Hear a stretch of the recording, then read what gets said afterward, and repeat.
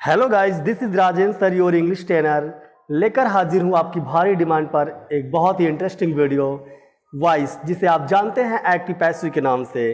Dear students, ये topic आपके academic classes में ही नहीं बल्कि ये एसएससी, बैंक, जूनियर, ट्रांसलेटर और ऐसे एग्ज़ाम जिनमें इंग्लिश पूछी जाती है, ये अपना बहुत ही इंपॉर्टेंट रोल प्ले करता है। जी हाँ, हम बात कर रहे हैं एक्टिव पैसिव की। तो चलिए शुरू करते हैं वीडियो को और सीख लेते हैं एक्टिव पैसिव एक बेहद सरल अंदाज में।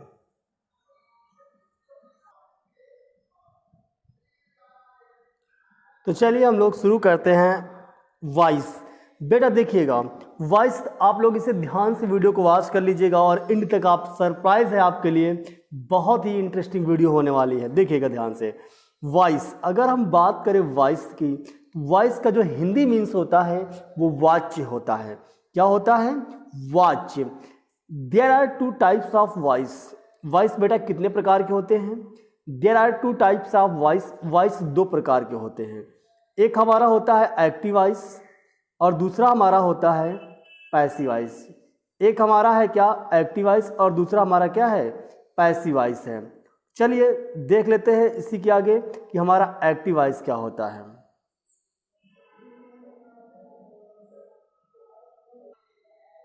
एक हमारा बेटा है एक्टिव वॉइस और दूसरा है पैसिव वॉइस।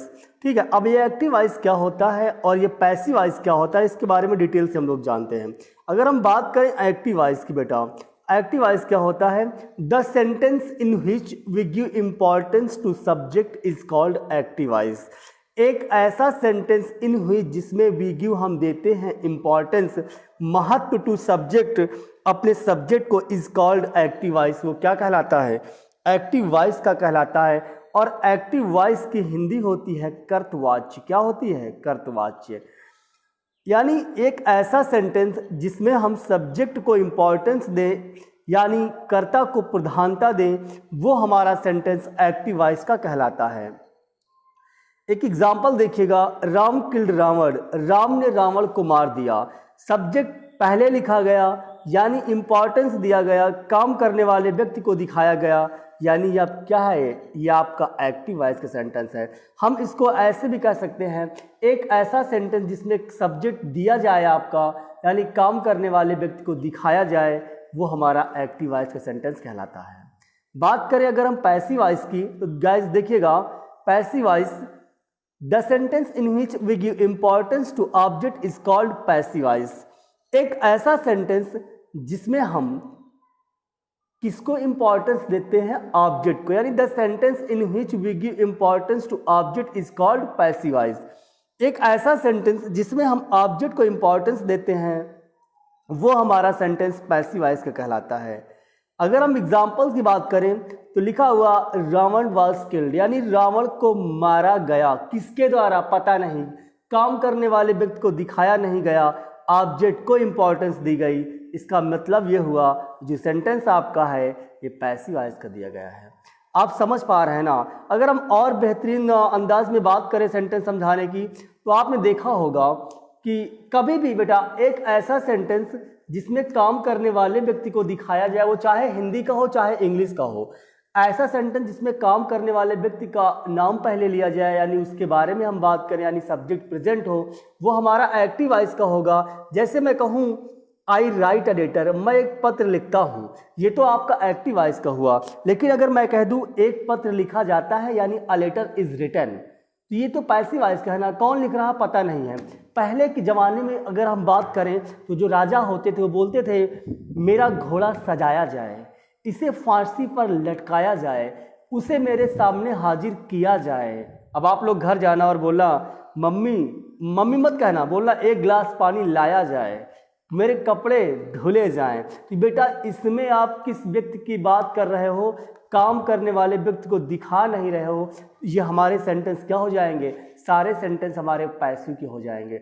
लेकिन अगर मैं कहूँ मम्मी पानी लाइए, राजा किसी से नौकर का नाम लेकर बोले, मंत्री या जो भी नाम ले, और कहे मेरा घोड़ा लाया जाए, यानी जब काम करने वाले व्यक्ति को दिखाया जाए तो सेंटेंस एक्टिव वॉइस का, और काम करने वाले व्यक्ति को ना दिखाया जाए सेंटेंस पैसिव वॉइस का। देखा होगा आपने मार्केट में एक बोर्ड लगा रहता है जिसमें लिखा होता है यहाँ पर कटे फटे जले नोट बदले जाते हैं। सेंटेंस किसका हुआ? पैसिव वॉइस का हुआ। क्यों हुआ? क्योंकि इसमें काम करने वाले व्यक्ति को दिखाया नहीं गया कि कौन बदलेगा जले कटे फटे नोट। यहाँ पर टिकट बेचे जाते हैं, कौन बेच रहा है नहीं दिखाया गया आपको। ये सेंटेंस किसके हो गए? पैसिव वॉइस के हो गए। तो चलिए कुछ बेसिक रूल्स हमारे हैं जिनको जान लेते हैं कि एक्टिव से पैसिव बनाने में काम जो आते हैं वो रूल्स आखिर होते कौन से हैं। बात करते हैं हम बेसिक रूल्स की। लिखा हुआ some basic rules of making passive voice. Passive voice बनाने कुछ बेसिक रूल्स।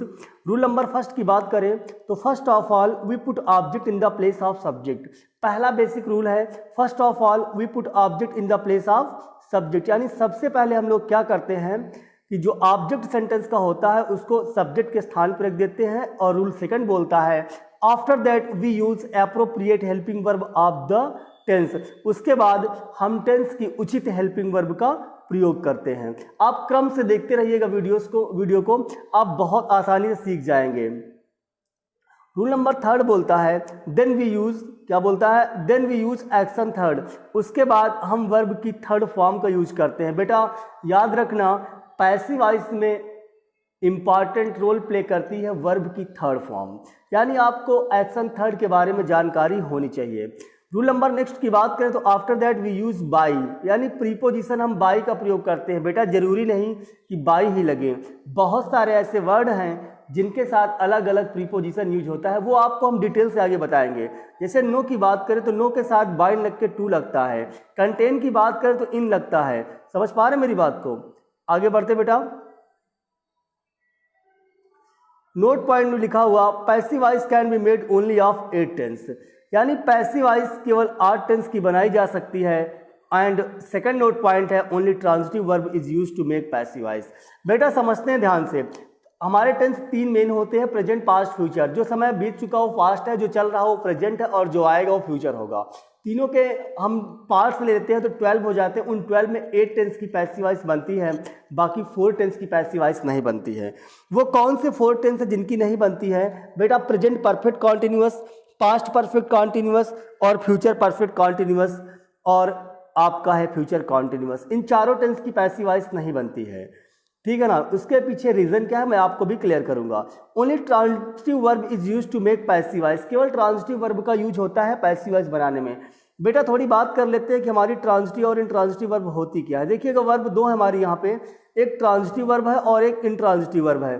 ट्रांजिटिव वर्ब वो होती है जिसको अपना अर्थ पूरा करने के लिए एक ऑब्जेक्ट की आवश्यकता होती है। A verb that needs an object to complete its sense that is called transitive verb. एक वैसी वर्ब जिसको ऑब्जेक्ट की आवश्यकता होती है अपना अर्थ पूरा करने के लिए, वो ट्रांजिटिव वर्ब यानी सकर्मक क्रिया कहलाती है।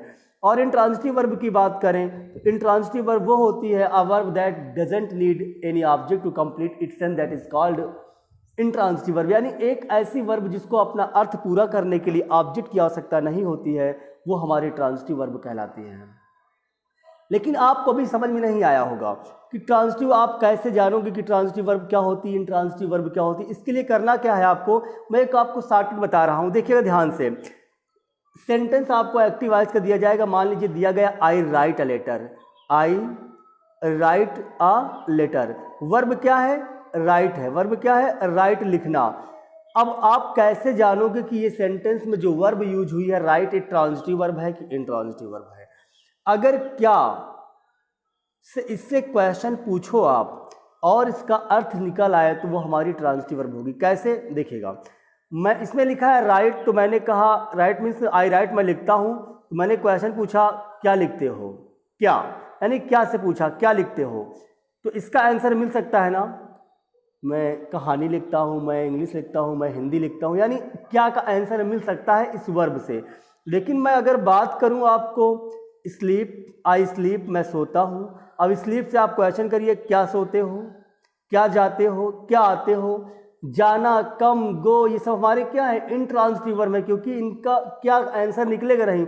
अगर मैं कहूँ मैं जाता हूँ तो आप पूछो क्या जाते हो, तो क्या जाते हो का आंसर मिल सकता है क्या? नहीं। क्यों जाते हो, कहाँ जाते हो, कब जाते हो, कैसे जाते हो, सबका आंसर मिलेगा, लेकिन क्या का आंसर नहीं मिलेगा। मीन्स ये इंट्रांजिटिव वर्ब है, गो, कम, स्लीप, और इंट्रांजिटिव वर्ब की पैसिव वॉइस नहीं बनती है। क्लियर ना? चलिए आगे बढ़ते हैं। Some appropriate helping verb of the tense, tense की कुछ उचित हेल्पिंग वर्ब देखिए, यानी पैसिव वॉइस बनाने में कुछ उचित हेल्पिंग वर्ब कौन कौन सी हैं। बात करें अगर प्रेजेंट इंडेफिनिट की, अगर सेंटेंस आपका प्रेजेंट इंडेफिनिट टेंस का दिया गया है तो पैसिव वॉइस बनाने में आपको इज एम आर का यूज करना पड़ेगा। प्रेजेंट कॉन्टिन्यूअस टेंस दिया गया तो is am are plus been का यूज करना पड़ेगा, और प्रेजेंट परफेक्ट दिया गया तो हैज है प्लस बीन का यूज करना पड़ेगा। पास्ट इंडेफिनिट टेंस दिया गया तो वाज वर का यूज करना पड़ेगा, और पास्ट कॉन्टिन्यूअस तो वाज वर प्लस बीन का। पास्ट परफेक्ट टेंस है तो हैड बीन का, और फ्यूचर इंडेफिनिट टेंस है तो विल बी और शैल बी का, और फ्यूचर परफेक्ट टेंस है तो will have plus shall have plus been का oblique shall have plus been का प्रयोग। आप लोगों के दिमाग में एक बात आ रही होगी, सर हम कंफ्यूज हो जाते हैं कि एक बार हम टेंस की हेल्पिंग वर्ब याद करें, यानी प्रेजेंट टेंस में हम लोग याद किए डू डज, और आप अब पैसिव वॉइस में याद करवा रहे हैं इज एम आर, दिक्कत है हमारे लिए। एक बार आपने पास्ट इंडेफिनिट में बताया था हेल्पिंग वर्ब डिड आती है, और आप यहाँ वाज वर्ब बता रहे हो, बहुत दिक्कत हमारे लिए हो जाएगी। तो चलिए सबका सलूशन आपको मिलेगा इस पोलाइट इंग्लिश क्लासेस के चैनल पे। ध्यान से देखिएगा मेरी इस वीडियो को, देखिए आप इनके बारे में जानते हैं, बी के बारे में, ठीक है ना। अब मैं बात करूं अगर बी के पार्ट के बारे में, तो ये भी आपको पता होगा कि इज एम आर प्रेजेंट में लेते हैं, वाज वर पास्ट में होता है, बीन थर्ड फॉर्म होती है, और बीइंग आईएनजी फॉर्म होती है। क्लियर ना। ये क्या है, ये बी की फॉर्म्स हैं। क्या है ये, बी की फॉर्म्स हैं, और इन्हीं फॉर्म्स का यूज पैसिव वॉइस बनाने में होता है। ध्यान से सुनिएगा, रटना नहीं है आपको कि हेल्पिंग वर्ब क्या लगेगी क्या, थोड़ी वीडियो थोड़ी लंबी हो जाएगी लेकिन आप समझ जाओगे अच्छे से। देखिएगा ध्यान से, प्रेजेंट इंडेफिनिट टेंस में वर्ब की कौन सी फॉर्म लगती है। अगर मैं टेंस की बात करूं, मैं घर जाता हूं तो आप बोलते हो आई गो होम, वे पढ़ाते हैं आप बोलते हो दे टीच, या वर्ब में एस, यानी वर्ब की फर्स्ट फॉर्म यानी एक्शन का यूज होता है। तो जो सेंटेंस आपको दिया जाए, मेरी बात को सुनना, जो सेंटेंस आपको एक्टिव वॉइस का दिया जाए उस टेंस को आप देखिए, और उस टेंस में मेन वर्ब की कौन सी फॉर्म यूज होती है। जो फॉर्म मेन वर्ब की यूज होगी उसी के साथ बी की फॉर्म अटैच हो जाएगी। कैसे, आइए समझाते हैं। प्रेजेंट इंडेफिनिट टेंस में is am are tense, present indefinite में वर्ब की फर्स्ट फॉर्म आती है टेंस में, तो बी की फर्स्ट फॉर्म मैंने अभी आपको बताई इज एम आर होती, इसलिए इज एम आर हो जाती है। अगर हम बात करें प्रेजेंट कॉन्टिन्यूअस टेंस की, तो आपको पता है प्रेजेंट कॉन्टिन्यूअस टेंस में वर्ब की आईएनजी फॉर्म मेन लगती है, यानी मेन वर्ब की आईएनजी फॉर्म का यूज होता है। तो बी की आईएनजी फॉर्म मैंने अभी आपको बताई बीइंग होती है। क्या होती है, बीइंग। तो उसी हेल्पिंग वर्ब के साथ क्या ऐड हो गई, बीइंग ऐड हो गई। रटना नहीं है आपको। प्रेजेंट परफेक्ट टेंस में आपको पता है V3 यानी वर्ब की थर्ड फॉर्म का यूज होता है, जैसे I have stolen your pen, तो थर्ड फॉर्म यूज किया आपने, तो उसी हेल्पिंग वर्ब के साथ, टेंस वाली हेल्पिंग वर्ब के साथ आपको बी की फॉर्म यूज कर देनी है। और बी की थर्ड फॉर्म आपको पता है, अभी बताया मैंने कि बी की थर्ड फॉर्म बीन होती है। क्या होती है, बीन होती है। तो आप रट नहीं रहे हैं, आप समझ रहे हैं, ठीक। और नेक्स्ट बात करें अगर हम अगली की, इसी प्रकार पास्ट कॉन्टिन्यूअस में वाजर होती है, आईएनजी फॉर्म लगती है, बीइंग हो जाएगा। इंपॉर्टेंट आपको एक हम दिखाते हैं जो आप समझ जाओगे अच्छी तरीके से। देखिएगा पास्ट इंडेफिनिट के बारे में। बेटा पास्ट इंडेफिनिट में हेल्पिंग वर्ब टेंस में डिड आती है, लेकिन हम असर्टिव यानी अफर्मेटिव सेंटेंस की बात करें तो इसमें वर्ब की कौन सी फॉर्म आती है, सेकंड फॉर्म आती है। तो बी की सेकंड फॉर्म क्या होती है, आपको भी मैंने बताया कि बी की सेकंड फॉर्म वाज वर होती है।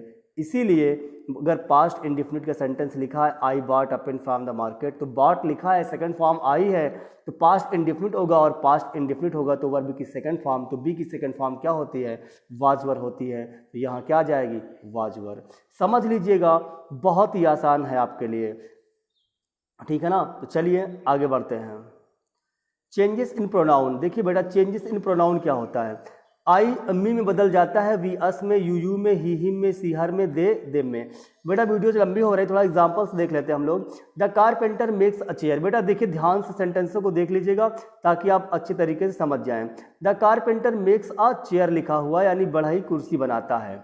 इस सेंटेंस को देखिए, सबसे पहला रूल होता है एक्टिव से पैसिव में बदलने का। आप सेंटेंस को ध्यान से देखिएगा, ध्यान से देखने का मीन्स हमारा ये है कि आप समझने का प्रयास करें या पहचाने कि जो हमारा सेंटेंस दिया गया वो किस टेंस का है। मेक्स यानी वर्ब में एस या एस प्रेजेंट इंडेफिनिट का हो गया, पैसिव वॉइस में इज एम आर लगेगी, आपको क्लियर है। वर्ब के बगल में आपका ऑब्जेक्ट दिया जाएगा, तो ए चेयर आपने लिया, ए चेयर हो गया, और ए चेयर के बाद हेल्पिंग वर्ब आपको चाहिए, क्योंकि सबसे पहले आप ऑब्जेक्ट का यूज करते हैं, उसके बाद उसी के अकॉर्डिंग हेल्पिंग वर्ब का यूज करते हैं, फिर मेक की थर्ड फॉर्म होती है मेड, प्रीपोजिशन बाय का यूज हुआ, उसके बाद सब्जेक्ट को आपने ऑब्जेक्ट बना दिया। आपने पूरे रूल फॉलो किए। फर्स्ट ऑफ ऑल हम लोग क्या करते हैं, ऑब्जेक्ट को सब्जेक्ट बनाते हैं, इसके अकॉर्डिंग हेल्पिंग वर्ब का यूज करते हैं, एक्शन थर्ड का यूज करते हैं, प्रीपोजिशन बाय का यूज करते हैं, उसके बाद सब्जेक्ट को ऑब्जेक्ट बनाते हैं। कितना आसान हो गया। The carpenter makes a chair, बढ़ई कुर्सी बनाता है, यानी the chair a chair is made by the carpenter, बढ़ई के द्वारा कुर्सी बनाई जाती है। ही बॉट अ पेन, बेटा ये सेंटेंस देखिए किस टेंस का है। देखिए मोस्टली हम लोग क्या करते हैं, सेंटेंस को पहचान जाते हैं, टेंस को पहचान जाते हैं उसकी हेल्पिंग वर्ब से, लेकिन कभी आपको अगर सेंटेंस में हेल्पिंग वर्ब ना दी जाए तो दो टेंस में गेस करते हैं, या तो दिया हुआ सेंटेंस आपका प्रेजेंट इंडेफिनिट का होगा या तो पास्ट इंडेफिनिट का।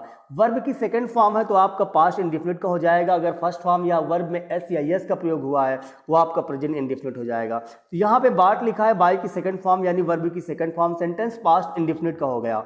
जब सेंटेंस पास्ट इंडेफिनिट का हो गया, मैंने अभी बताया इसमें वर्ब की सेकंड फॉर्म लगती तो बी की second form helping verb was were आ जाएगी। ठीक, चलिए बनाते हैं। ऑब्जेक्ट ए पेन है, ए पेन ले लिया, एक पेन के अकॉर्डिंग आपने वाज यूज किया, बाई की थर्ड फॉर्म बॉट ऑलरेडी लिखी हुई है, बाई ही का हिम हो जाता है, बहुत ही आसान। आई विल टीच यू, मैं तुम्हें पढ़ाऊंगा, फ्यूचर का टेंस है, आप समझ पा रहे हैं, और सबसे पहले यू ऑब्जेक्ट आएगा, यू के अकॉर्डिंग हम लोग देखिए आई और वी के साथ शैल भी लगाते हैं, बाकी सबके साथ विल भी लगाएंगे फ्यूचर में, यानी फ्यूचर का सेंटेंस होगा तो हम बी का यूज करेंगे उसी हेल्पिंग वर्ब के साथ में। तो क्या बना, यू विल बी टॉट, आगे आप ऐड कर दीजिएगा बाई मी, कोई प्रॉब्लम नहीं, क्लियर ना। He is making a noise, वो शोर मचा रहा है, यानी he is making a noise, वो शोर मचा रहा है। सेंटेंस कैसे बनाएंगे आप देखिए ध्यान से। ए नॉइज ऑब्जेक्ट है, ले आए, आपको पता है दिया हुआ सेंटेंस प्रेजेंट कॉन्टिन्यूअस टेंस का है, कैसे जान गए, क्योंकि इज एमआर के साथ आईएनजी फॉर्म आ रही है। तो मैंने आपको बताया अगर सेंटेंस में आईएनजी फॉर्म आती तो कॉन्टिन्यूअस का होता है, और कॉन्टिन्यूअस में वर्ब की आईएनजी फॉर्म आती है, और आईएनजी फॉर्म आएगी तो बी की आईएनजी फॉर्म बीइंग का प्रयोग होगा, क्योंकि आईएनजी फॉर्म में इंगी आ रहा तो बीइंग ही आएगा। क्लियर, ये आपका शॉर्टकट समझ लीजिएगा। ठीक, तो क्या बना, ए नॉइज ऑब्जेक्ट हो गया, हेल्पिंग वर्ब इज बीइंग लगाना है, लगा दिए, मेक की थर्ड फॉर्म मेड होती है, बाय ही का हिम हो जाएगा, तो क्या बना, a noise is being made by him. एक और देखते हैं, you have stolen my pen, आपने मेरी पेन चुराई है, you have stolen my pen. बेटा हैज़ हैव के साथ third form I means present perfect का हुआ, और प्रेजेंट परफेक्ट में थर्ड फॉर्म लगती है तो बी की थर्ड फॉर्म यहाँ पे बीन आएगी, तो हैज़ हैव के साथ क्या हेल्पिंग वर्ब आएगी, बीन आएगी। तो आपका माई पेन है, माई पेन एक है तो इसके अकॉर्डिंग हैज़ बीन लग जाएगा। स्टील स्टोल स्टोलन होती है तो थर्ड फॉर्म स्टोलन हो गई बाई किसके द्वारा, यू के द्वारा। आई होप ये वीडियो आपको पसंद आया होगा। गाइस अगर वीडियो पसंद आए तो लाइक कर देना, हमारे चैनल पर अगर नए हो तो सब्सक्राइब करना ना भूलें। ऐसा ही बेहतरीन वीडियो सबसे पहले पाने के लिए बेल आइकन को जरूर प्रेस कर देना। Stay home, be positive, be strong, keep learning. Jai Hind, जय भारत।